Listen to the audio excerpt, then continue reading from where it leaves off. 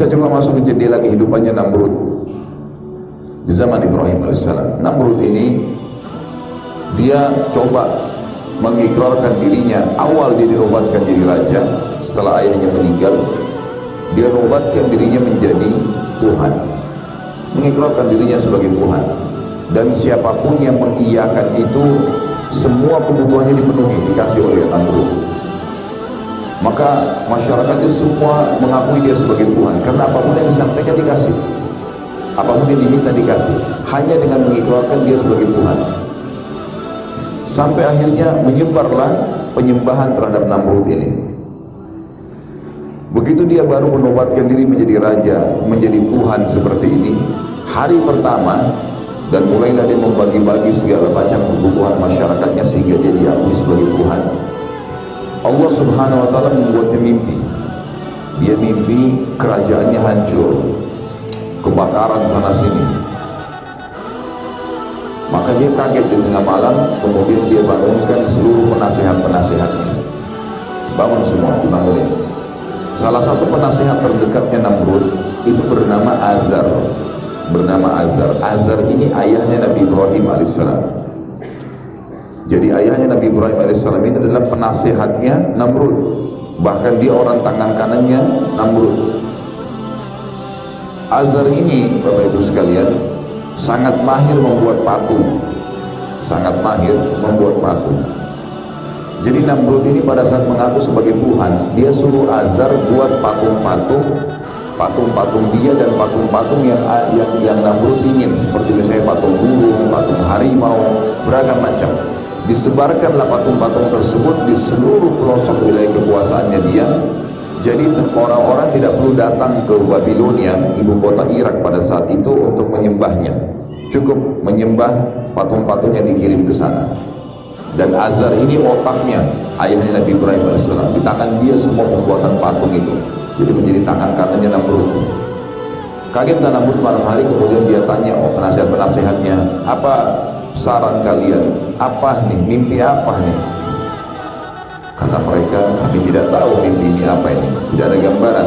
Sampai akhirnya ada satu orang yang berkata dari penasehatnya, mungkin malam ini ada bayi yang lahir, laki-laki di Babilonia yang akan menghancurkan kerajaan Anda. Tiba-tiba Namrud menangkap pernyataan tersebut, lalu dia mengeluarkan instruksi yang aneh. Dia mengatakan, kalau begitu semua anak laki-laki yang lahir malam ini di Babilonia dibunuh. Malam ini juga, sekarang gerakan. Sebelum terbit matahari, keliling di semua rumah, ada anak bayi laki-laki baru lahir, bunuh semua. Kebetulan Azar hadir di situ. Malam itu hadir karena dipanggil tiba-tiba kumpul sama Namrud, dan istrinya baru melahirkan anak laki-laki, itulah Ibrahim. Maka dia pun pulang ke rumahnya lalu mengatakan, selamatkan Ibrahim ke hutan, karena Namrud sudah keluarkan instruksi suruh bunuh semua anak laki-laki. Pasti dia kalau ketahuan akan dibunuh nih. Dilarikanlah Ibrahim alaihissalam ke dalam hutan. Ada banyak cerita tentang Ibrahim waktu masih kecil. Beliau tinggal di dalam hutan, kemudian Allah subhanahu wa ta'ala merawatnya. Ada athar yang menyebutkan Ibrahim mengisap jempolnya, kemudian keluar susu dan madu dan segala macam cerita. Tapi saya tidak ceritakan tentang kisah kecilnya Ibrahim alaihissalam. Yang saya ceritakan adalah Ibrahim alaihissalam mulai dinobatkan jadi nabi. Namrud waktu mimpi dan menjadi raja tadi umurnya 30 tahun. 40 tahun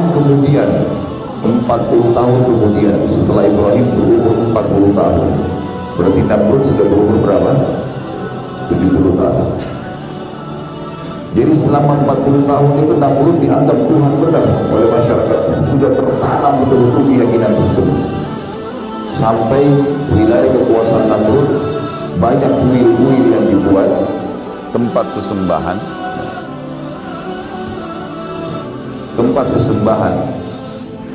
yang tempat sesembahan tersebut dipenuhi oleh dengan patung-patung. Di antaranya adalah patung Namrud. Akhirnya Namrud sudah waktu itu dinobatkan jadi raja, dan memang dia buat kuil-kuil yang banyak sekali. Kuil-kuil ini diantaranya di pusat Babilonia sendiri Itu ada kuil yang besar sekali pada saat itu dibuat, di dalamnya penuh dengan patung, puluhan patung. Ada patung singa, patung burung, patung macam-macam, dan di tengah-tengah kuil, di ujung sekali, itu patungnya Namrud. Selalu begitu dia buat kuil, harus ada patung dia. Jadi masyarakat yang tidak sempat datang ke istananya untuk menyembah, itu datang ke kuil-kuil ini, kasih sesajen, mohon-mohon, menyembah selain Allah. Ibrahim alaihissalam dinobatkan oleh Allah SWT menjadi nabi di umur 40 tahun. Lalu kemudian kisah beliau adalah beliau masuk di Babilonia, tinggal di luar Babilonia tadinya, di hutan, sekitar hutan, kemudian beliau masuk ke Babilonia. Ringkas cerita itu kisah Nabi Ibrahim alaihissalam panjang ya. Pada saat dia pertama mengenal Tuhannya, melihat bintang, melihat bulan, melihat matahari, terus saja sampai akhirnya dia mengenal Allah Subhanahu wa taala, mengatakan tidak mungkin ada Tuhan yang bisa hilang seperti matahari yang menghilang, bulan yang tidak kelihatan, dan seterusnya. Setelah terbenamnya matahari tidak kelihatan lagi mataharinya, atau bulan setelah terbitnya matahari tidak kelihatan. Ringkas cerita adalah Ibrahim alaihissalam masuk ke Babilonia. Kemudian Ibrahim alaihissalam tidak menunda dakwahnya, langsung ke pusat kota Babilonia dan mendatangi kuil yang banyak patung-patung itu. Dan kebetulan pada saat itu di malam hari, masyarakat Babilonia lagi menyembah patung-patung ini, lagi mohon-mohon, bawa sesajen. Kuil itu cukup tinggi. Ibrahim alaihissalam datang ke kuil tersebut. Patung-patung itu kebetulan di tengah-tengah kuil ada jalan yang panjang untuk orang masuk dan orang keluar. Di kiri kanan tembok penuh dengan patung-patung yang besar. Di tengah-tengah ruangan ada patung Namrud yang besar. Dan di situ antara orang dengan patung itu ada jeda bangunan yang cukup tinggi. Orang harus lewat tangga untuk naik ke atas, dan sudah menjadi doktrin, dogma pada saat itu, keyakinan kalau tidak boleh orang biasa mengantar sesajen ke patung-patung itu, harus melalui penjaga kuil. Jadi penjaga kuil ini punya kedudukan tersendiri. Siapa yang mau kasih sesajen, punya hajat apa, dikasih. Dia mau kasih kepada patung yang mana nih? Misal patung sana, lalu kemudian nanti dia yang antar ke situ. Tiap hari mereka lakukan kebodohan ini. Ringkas cerita, Ibrahim alaihissalam malam itu langsung datang ke kuil tersebut. Sementara orang lagi memuja-muja patung, Ibrahim alaihissalam naik ke tangga yang untuk pergi ke patung-patung itu. Lalu Ibrahim alaihissalam pada saat dia naik, orang tahu Ibrahim ini tidak dikenal sebelumnya, dan tahu siapa penjaga kuil, musuhnya yang biasa bisa naik. Orang lain selain penjaga kuil yang naik pasti kualat tuh. Nanti kena penyakit, nanti kena petir, nanti kena macam-macam. Keyakinan mereka pada saat itu. Ringkas cerita, Ibrahim alaihissalam sengaja naik. Orang-orang semua akhirnya matanya menuju ke Ibrahim. Ibrahim alaihissalam datangin patung yang pertama. Lalu Ibrahim alaihissalam lihat di situ ada sesajen buah-buahan, buah segar, diantaranya apel. Ibrahim alaihissalam ngambil apel itu. Orang-orang semua heran, ini keyakinannya jangankan ngambil sesajen itu, mendekati saja sudah kualat. Ibrahim alaihissalam ambil apel itu, kemudian sengaja menggigitnya di depan mereka, bukan untuk makan. Lalu Ibrahim balik ke patung itu sambil berkata, wahai yang dianggap Tuhan oleh masyarakat Babilonia, apa kau tidak marah saya ambil apelmu? Kira-kira patung nyaut nggak? Nggak ada suara. Hening pada saat itu. Tapi orang sudah yakin ini Tuhan mereka. Kan itu. Maka Ibrahim ulangi alaihissalam, wahai yang dianggap Tuhan oleh masyarakat Babilonia, kau tidak marah saya makan apelmu? Nggak ada suara. 3 kali, wahai yang dianggap Tuhan oleh masyarakat Babilonia, yang selalu dipuja, dipuji, kau tidak marah saya ambil apelmu? Nggak ada suara. Ibrahim melakukan gerakan yang lebih lagi daripada itu. Apel yang sudah digigit tadi dilempar ke wajahnya patung itu.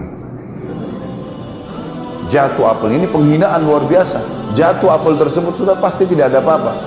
Lalu dia balik lagi, wahai yang dianggap Tuhan masyarakat Babilonia, kau tidak bisa lawan saya. Saya sudah lempar wajahmu dengan apel ini. Sudah saya ambil apelmu, saya lempar lagi wajahmu. Gak ada suara tentunya. Makin hening suasana. Ini yang hadir di kuil-kuil ini besar sekali. Bisa menampung sampai ribuan orang. Dan Ibrahim alaihissalam melakukan gerakan ini luar biasa di malam yang memang mereka lagi puncaknya beribadah lah.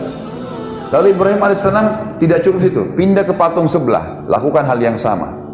Patung sebelah sama, terus dikelilingi semua puluhan patung itu. Sampai selesai semua, orang-orang menyaksikan kejadian tersebut dengan tercengang.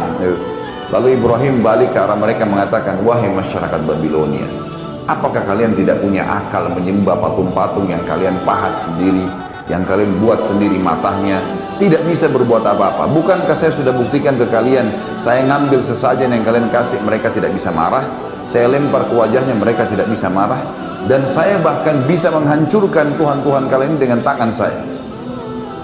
Orang-orang Babilonia hening semua. Kata Ibrahim, yakinlah dan percayalah, saya utusan Allah dan Allah Tuhan kalian yang menciptakan langit dan bumi ini, dialah yang harus ditundukin. Orang semua tenang, gak ada yang bicara, bingung antara iya atau tidak. Ini baru ucapan pertama dakwah Nabi Ibrahim alaihissalam. Maka mereka pun akhirnya ada yang diam terus keluar dari kuil. Kata Ibrahim alaihissalam, demi Allah, kalau kalian tidak mau meninggalkan menyembah berhala-berhala ini, maka saya akan melakukan tipu daya terhadap Tuhan-Tuhan kalian. Mereka keluar dari kuil. Ibrahim alaihissalam turun juga dari tempat tersebut. Tidak ada yang berani menyentuh Ibrahim, karena Ibrahim ini sudah mengalahkan Tuhan mereka. Berarti ini bahaya, lebih berbahaya Ibrahim daripada Tuhan, gitu kan? Mereka tidak ada yang berani dekat dengan Ibrahim alaihissalam. Ibrahim keluar, ngambil kampak, kembali lagi masuk. Tapi orang-orang sudah bubar semua nih, tinggal penjaga kuil pada saat itu. Ibrahim alaihissalam naik kuil ini, patungnya dihancurin semua, dipotong tangannya, dipecahin kepalanya, potong kakinya, semua dirusakin sama Ibrahim, berantakan. Penjaga kuil sendiri ini tidak berani, tetap masih menganggap Tuhan. Ini sudah puluhan tahun keyakinannya. Dihancurin semua sama Ibrahim alaihissalam. Lalu kepala-kepala patung itu, tangannya, kakinya ditumpukin di patungnya Namrud yang besar. Lalu kampak yang Ibrahim pakai alaihissalam menghancurkan tadi ditaruh di tangannya patung Namrud. Dan Ibrahim alaihissalam pergi. Besok pagi mereka mau ritual lagi, bawa lagi sesajen, berantakan semua kuil tersebut. Mereka bilang, siapa yang buat nih? Kok bisa terjadi begini pada Tuhan-Tuhan kami? Penjaga kuil bilang, itu anak muda yang semalam tuh, Ibrahim. Panggil Ibrahim, panggil Ibrahim. Begitu Ibrahim datang, mereka mengatakan, Al-Quran menceritakan, anta fa'alta hadha bi'alihatina ya Ibrahim. Apa kau yang buat ini terhadap Tuhan kami, wahai Ibrahim? Apa jawab Ibrahim? Yang pegang kampak itu siapa? Kok tanya saya? Itu kampak kan di tangannya patung yang besar. Tanya kalau dia bisa ngomong, gitu kan? Maka Allah mengatakan mereka pun kembali ke diri mereka sendiri. Benar nih, kan itu. Gak mungkin Tuhan tidak bisa membela dirinya, dan juga tidak mungkin secara akal dia bisa sebenarnya menghancurkan yang lainnya. Lalu kata mereka, pada kondisi hening semuanya, mereka ada satu orang yang nyaut, ini kita harus lapor kepada Tuhan kita yang paling besar, Namrud. Namrud kebetulan punya tradisi, Bapak Ibu sekalian, setiap pagi dia selalu setelah mandi rapi segala, duduk di singgasananya, ada gorden yang nutupin antara dia dengan orang-orang di depannya. Begitu selesai dia duduk, sudah rapi semua, singgasananya sudah rapi, mahkota sudah rapi, dibuka gorden tersebut. Begitu dibuka, maka sekurung orang yang ada di depannya sujud kepada dia bertahun-tahun, mengatakan, wahai Tuhan Namrud, termasuk istri dan anaknya. Setiap pagi, gitu kan, mengatakan, wahai Tuhan yang Namrud. Tuhan Namrud, gak bisa, tidak lagi mengatakan Raja Namrud, Tuhan. Dan itu terjadi bertahun-tahun. Ibrahim alaihissalam waktu diancam begitu, kita mau lapor kepada Tuhan kita terbesar. Kata Ibrahim, gak usah lapor, saya ke sana. Saya mau langsung ke istananya Namrud. Ibrahim alaihissalam pergi ke sana sendirian. Orang-orang sama orang-orang berbondong-bondong masuk, banyak, istananya Namrud besar, orang banyak mau sujud kepada Namrud. Karena setiap sujud minta apa-apa dikasih, minta makanan, minta uang, minta apa saja dikasih sama Namrud. Maka pada saat diangkat tirainya, Namrud sudah mulai kelihatan, orang semua sujud, Ibrahim alaihissalam tidak sujud, berdiri sendiri. Namrud heran, 40 tahun tidak pernah ada orang membangkang, baru kali ini. Dia tanya, siapa kamu ini, berani benar nggak sujud dengan saya? Ibrahim alaihissalam nabinya Allah, dan ini sudah berkarat nih penyakit, gitu kan? Maka tidak bisa lagi dengan cara yang pelan. Kata Ibrahim alaihissalam dengan tegas, wahai Namrud, bukan lagi wahai raja, apalagi Tuhan, dipanggil namanya. Anak istrinya saja nggak berani panggil namanya Namrud. Tuhan Namrud. Wahai Namrud, dari mana kau mengaku sebagai Tuhan? Kamu manusia biasa seperti saya. Kamu punya dua mata, saya juga punya dua mata. Kamu punya dua kaki, punya dua tangan, saya juga sama. Kamu juga sama seperti saya. Lahir dari rahim seorang wanita, kemudian bayi, anak-anak, remaja, tua seperti kamu sekarang, dan kau juga akan mati. Tuhanku dan Tuhanmu, serta Tuhan segala sesuatu ada namanya Allah. Allah itu menghidupkan dan mematikan. Kita bayangkan di posisi Namrud, kaget luar biasa, belum pernah ada yang bantah ketuhanannya seperti ini. Tapi dia tidak mau tunjukkan, dalam kondisi itu dia tidak mau tunjukkan kalau dia ini terkalahkan. Maka dia bilang, wahai Ibrahim, kau ngaku punya Tuhan, dan Tuhanmu itu kau bilang tadi menghidupkan dan mematikan. Saya juga Tuhan yang bisa menghidupkan dan mematikan. Apa kau mau bukti? Kata Ibrahim, tentu saja. Silakan buktikan. Dia bilang, ada satu pengawalnya, dia bilang, tangkap siapa saja lewat depan istana sekarang. Dua laki-laki yang lewat, siapa saja tangkap. Ditangkaplah dua orang, masuk. Kemudian kata Namrud, bunuh yang satu biarin pergi. Dan kasih hadiah apapun yang dia mau. Dibunuhlah yang satu biarin pergi. Kata Namrud, lihat, saya mematikan dan saya menghidupkan. Gitu kan. Benar nggak ini pemikirannya? Ini konyol ini. Karena orang yang disuruh pergi sudah hidup sebelumnya. Ini orang yang mati memang sudah sunnatullah, ditusuk ya mati gitu kan. Tapi dia pakai akalnya sebagai manusia, tidak mau kalah gitu kan. Lalu Jibril AS datang membisikkan kepada Ibrahim, ini orang nih sudah kufur kepada Allah, nggak bisa lagi. Kamu memberikan contoh di bumi ini, dia akan cari terus akal. Coba kasih contoh di langit. Kata Ibrahim, wahai Namrud, kalau begitu Tuhanku dan Tuhanmu, dikatakan Tuhanmu Allah, setiap pagi menerbitkan matahari dari timur terbenam di barat. Apa kau bisa? Ini matahari tiap hari terbit, tiap hari terbenam. Bisa kamu lakukan? Kalau tadi kan dikasih contoh manusia. Diam, kata Allah, fabuhital ladzi kafar. Maka orang kafir itu terdiam, tidak bisa ngomong. Dalam keadaan marah dia, tidak punya jawaban, dia mengatakan, tangkap nih orang, Ibrahim, penjarakan. Meeting cepat sama orang-orang pejabat-pejabatnya, kumpul, lalu kemudian bermusyawarah. Nih diapakan nih Ibrahim? Saya mau Ibrahim dibunuh, tapi jangan mati biasa. Kalau cuma tusuk, penggal kepalanya udah biasa itu. Cari mati yang luar biasa, yang spektakuler, yang bisa membuat orang lain taubat. Tidak ada lagi yang mau buat seperti itu. Musyawarah sampai seminggu muncul ide. Waktu itu Ibrahim sambil di penjara alaihissalam. Muncul ide buat api, bakar. Tidak ada cara membunuh manusia yang menyakitkan mengalahkan api. Karena kalau dibakar, terbakar kulitnya, dia teriak kesakitan sampai mati, dan matinya lama lagi. Itu yang paling efektif.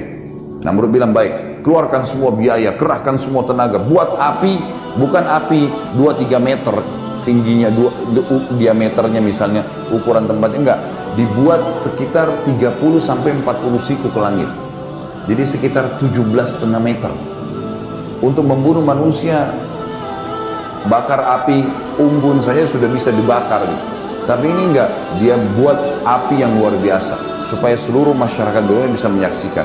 Dibuatlah tumpuhan yang tinggi, kemudian di tengah-tengahnya dipenuhi dengan api bara besar sekali, dan itu dibuat sengaja tinggi sehingga orang dari jarak jauh pun bisa melihat, gitu kan. Misal kalau kita bilang di atap, kita lihat ini jadikan pondasi, atap inilah tempat api itu, orang dari jauh pun bisa melihatnya. Ringkas cerita adalah dibakarlah api tersebut dengan biaya yang besar, dengan tenaga yang besar. Di sekitar api, Namrud letakkan prajurit-prajurit pilihannya untuk menjaga. Lalu Ibrahim alaihissalam dikeluarkan, kemudian Ibrahim alaihissalam dibuka bajunya supaya, kata Namrud, dia bisa merasakan lebih sakit lagi daripada api itu. Waktu Ibrahim alaihissalam akan dilempar dari jarak jauh masuk ke dalam api, gitu kan, maka yang terjadi adalah Ibrahim alaihissalam sempat kedatangan Jibril alaihissalam, dan Jibril berkata, wahai Ibrahim, Allah telah mengutus saya kepada kamu, dan Allah berkata kepada saya bahwasanya Jibril bantulah Ibrahim apapun yang dia mau. Maka sekarang kau bisa minta tolong sama saya apa saja Ibrahim. Kau minta saya bunuh Namrud, saya matikan Namrud. Kau minta saya hancurkan Babilonia, saya hancurkan Babilonia. Kau minta saya padamkan api, saya apa saja minta sekarang saya bisa jalankan. Titahnya Allah kepada saya begitu. Kata Ibrahim alaihissalam, wahai Jibril, kalau kepadamu saya tidak perlu, tapi kalau kepada Allah saya akan minta. Makanya Allah memuji Ibrahim mengatakan, inna Ibrahim kana ummah. Ibrahim itu satu orang tapi seperti satu umat keyakinannya, luar biasa. Jibril pun dia tidak mau minta tolong. Maka dengan setelah itu Jibril pun alaihissalam pergi, lalu berkata Ibrahim alaihissalam, ya Allah, zat yang telah aku imani secara gaib, nggak kelihatan, gitu kan? Nggak ditahu Allah itu, tidak kelihatan, cuma bisa dirasakan keberadaannya, kan gitu. Diyakini keberadaannya. Aku yakin engkau lah yang telah menciptakan aku dan segala sesuatunya termasuk api di depanku ini. Api ini lagi berkobar besar. Ibrahim sudah diikat, dilempar dari jarak jauh dengan katapel gitu. Jadi jauh sekali jaraknya agar kelihatan oleh orang-orang. Lalu dia bilang, engkau lah yang telah menciptakan aku dan seluruh segala itu dan termasuk api, dan engkau lah yang menjadikan api ini dasarnya, fitrahnya panas. Jadikanlah api ini dengan kemahabesaranmu dingin dan keselamatan untukku. Balik dari panas menjadi dingin. Maka Allah SWT mengatakan, kami terima permohonannya Ibrahim. Dalam kondisi dia ingin membuktikan kebesaran Allah, maka dilemparlah Ibrahim alaihissalam dari jarak jauh. Pada saat dilempar Ibrahim alaihissalam, ada satu kejadian juga di situ. Ibrahim alaihissalam pada saat masuk ke dalam api, tentu Bapak Ibu sekalian, manusia kalau kena api, sekuat apapun badannya, sekekar apapun, pasti teriak, gitu kan? Gak ada yang bisa menahan panasnya api. Maka begitu Ibrahim AS masuk ke dalam api, subhanallah, gak ada teriakan, gak ada jeritan, gak ada suara apapun, gak ada, hening sekali. Orang-orang sempat bertanya, ini Ibrahim ini mati atau enggak ya? Namrud pun bingung, tidak ada orang yang kena api tidak ada teriakan. Maka Namrud itu kebetulan singgasananya ditaruh di luar, diangkat, kemudian dia berhadapan sama api, dia melihat api itu, dia menyaksikan sendiri, gak ada suara. Lalu Namrud ingin menenangkan audiensnya, masyarakatnya, waktu itu dia mengatakan, Ibrahim sudah mati di awal kena asap saya, asap api saya. Udahlah, orang percaya, orang bubar. Kata Namrud, biarkan 3 hari. 3 hari biarin, terbakar.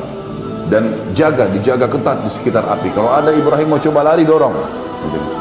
Tapi nggak ada suara ini, nggak ada apa-apa. Nggak ada berita, nggak ada cerita, nggak ada derikan, nggak ada suara sama sekali. Bubarlah semua sampai 3 hari. Namrud ini masih makan, minum, berhubungan biologis dengan pasangannya. Allah membiarkan orang-orang kafir itu melakukan upayanya dan melalui kehidupan dunia yang cuma sebentar ya. 3 hari kemudian, subhanallah, dia nikmatin hidupnya luar biasa, berpesta-pesta menganggap Ibrahim sudah dibakar, sudah mati. Hari ketiga dikeluarin lagi singgasana, undang lagi masyarakat Babilonia. Begitu mereka datang semua, lalu kata Namrud, saya ingin padamkan api. Saya ingin lihat debunya Ibrahim. Padamkan api, semua orang menyaksikan. Waktu dipadamkan api, mereka kaget. Ibrahim alaihissalam sedang duduk di tengah-tengah tumpuhan api mereka. Duduk, tidak ada apa-apa sama sekali. Maka Jibril alaihissalam datang kepada Ibrahim menyampaikan instruksi satu saja. Wahai Ibrahim, Tuhanmu perintahkan kau untuk berdiri pulang ke rumahmu. Gak ngomong apa-apa, itu saja instruksinya. Berdiri pulang ke rumahmu. Ibrahim alaihissalam belum mengerti itu. Yang penting perintah Allah sudah jalanin. Dan ini tugasnya orang beriman nih. Diperintahin apapun kerjain. Masalah ada hikmahnya, gak ada hikmahnya, itu urusan nanti. Dia sudah yakin Tuhannya. Ternyata ada satu hal yang ingin Allah sampaikan kepada seluruh orang yang hadir pada saat itu.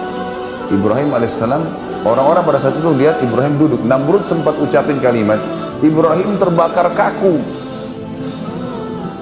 Jadi dia terbakar kaku, jadi hangus. Tapi kan dari jauh orang tidak tahu ini hangus atau enggak. Maka terbantahkan pada saat itu karena Ibrahim berdiri dan turun, pergi ke rumahnya, pulang ke rumahnya. Itu saja perintahnya Allah kan itu. Orang-orang semua bilang, berarti Ibrahim enggak mati dibakar api. Banyak orang yang beriman kepada risalah Nabi Ibrahim. Berarti Tuhannya Ibrahim luar biasa. Namrud pulang ke istananya, bingung mau jawab apa lagi nih. Dan kira-kira Bapak Ibu sekalian, dan ini selalu Allah beginikan orang-orang kafir ya, dibiarkan mereka melakukan upaya mereka maksimal, dan akhirnya Allah batalkan dengan hal yang kecil. Kira-kira setelah membuat api sebesar itu dengan biaya yang besar, tenaga yang besar, kira-kira apa lagi yang bisa Namrud lakukan? Ibrahim kira-kira setelah dibakar api tidak mempan dengan ditebas dengan pedang? Secara akal sudah nggak mungkin, karena api saja sebesar itu tidak bisa membakar, apalagi kalau cuma ditebas sama pedang gitu kan. Dalam kondisi bingung, semalam suntuk dia nggak bisa tidur, maka lalu Ibrahim berkata, maka Namrud pun dalam kondisi bingung tidak bisa tidur. Keesokan paginya Allah Subhanahu wa taala dalam riwayat Bukhari dikatakan mengutus kepada Namrud seekor lalat. Lalat ini masuk di lubang hidungnya terus sampai ke otaknya. Bagaimana caranya Allahu a'lam, tidak usah dipikirkan caranya. Yang jelas masuk lalat tersebut sampai ke otaknya. Dalam hadis dikatakan sampai ke otaknya. Namrud kesakitan, ditepuk-tepuk nggak bisa keluar. Kira-kira lalat ini mau dilawan dengan apa nih? Bisa dengan otot yang besar? Bisa dengan sebilah pedang yang tajam? 1 juta prajurit? Ada yang bisa. Allah ceritakan dalam Al-Quran itu masalah lalat ya. Sedikit saya kuatkan di sini dalilnya. Bukan berhubungan sama kisah Ibrahim alaihissalam, tapi ada firman Allah, A'udzubillahi minasyaitonirrajim, ya ayuhan nas duriba mathalun fastami'u lah. Hai sekalian manusia, telah diberikan perumpamaan kepada kalian, dengarkan baik-baik, renungi baik-baik. Innal ladzina tad'una min dunillah, semua yang kalian seru selain Allah, patung kah, pohon kah, setan kah, malaikat kah, semua selain Allah itu, la yakhluqu dzubaban walau ijtama'u lah. Mereka tidak pernah mampu menciptakan seekor lalat walaupun mereka bersatu semua. Semua bersatu, semua jin, semua malaikat, semua hewan-hewan kumpul sama manusia bersatu ciptain satu lalat, mereka tidak akan mampu, kata Allah. Wa iyyadlub minhum dzubabu syai'an la yastanqidhuhu min. Dan kalau lalat mencuri sesuatu dari mereka, mereka tidak mampu mengambilnya kembali. Ini kalau kita punya susu atau air, lalat datang hingga ambil setetes terbang, bisa diambil kembali? Kata Allah begitu. Da'ufat talib wal matlub, sungguh lemah yang disembah dan yang menyembah. Jadi Allah tantang masalah itu. Namrud ini sempat ingin menyiksa Ibrahim berapa hari tadi? 3 hari. Allah siksa dia 3 hari. Lalatnya 3 hari di otaknya. Nggak makan, nggak minum, teriak-teriak, kesakitan, terbolak-balik, nggak tidur, nggak makan, nggak minum. Manusia 3 hari nggak makan, nggak minum, nggak istirahat, sudah kacau balau semua. Sehari aja kita begadang sudah pusing besoknya, apalagi ini 3 hari tidak makan, tidak minum dan seterusnya, dan kesakitan, terganggu. Kita maaf, ingus saja yang ada buntu itu sudah susah, ini lalat di dalam bergerak-gerak, dia kesakitan. Maka akhirnya 3 hari kemudian dia mati, meninggal tergelepar di depan singgasananya. Dan subhanallah, pada saat dia meninggal, semua pejabatnya datang mendekat, orang-orang yang meyakini dia sebagai Tuhan. Dan dengan hikmah Allah, mereka menyaksikan lalat keluar dari hidungnya. Keluar tuh lalat. Sehingga mereka tahu Namrud mati dengan seekor lalat. Tersebar satu Babilonia dulu, raja yang selama ini dianggap Tuhan dibunuh oleh seekor lalat. Inilah akhir kehidupan Namrud.